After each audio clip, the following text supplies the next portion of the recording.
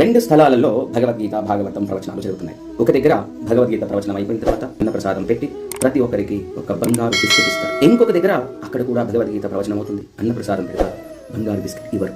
ఇక సమస్యలు, కలియుగంలో మనుషుల మధ్యలో ఉండే సమస్యలు, గొడవలు, మనకు నచ్చనివి, మనకి నచ్చేవి, నలుగురి ద్వారా మన ప్రకారం ఉండనివి, అలా అక్కడ ఇక్కడ మిగిలినవన్నీ సమానంగానే ఉంటాయి.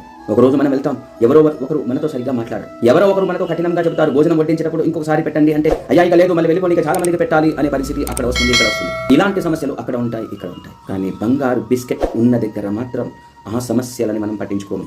ఓకే, నో ప్రాబ్లం, భోజనం నాకెందుకు, కథ నాకెందుకు, ఒక గంట సేపు చెవులు మూసుకొని విన్నాను అంటే నాకు ఒక బంగారు బిస్కెట్ వస్తుంది, భోజనం చేసేసి బిస్కెట్ తీసుకొని వెళ్ళిపోతాను, మిగిలిన వాళ్ళతో నాకు సంబంధం లేదు, నా లాభం నాకుంది అనే తత్వం ఉంటుందా లేదా?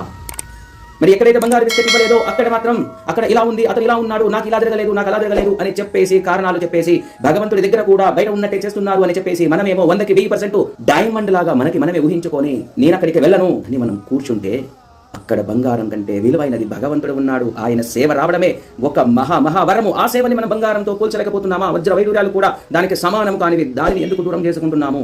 మన వ్యక్తిగత లోపాలు లేదంటే ఇతరుల యొక్క లోపాల వలన మనం ఎందుకు దూరం అవ్వాలి భగవత్ సేవకి?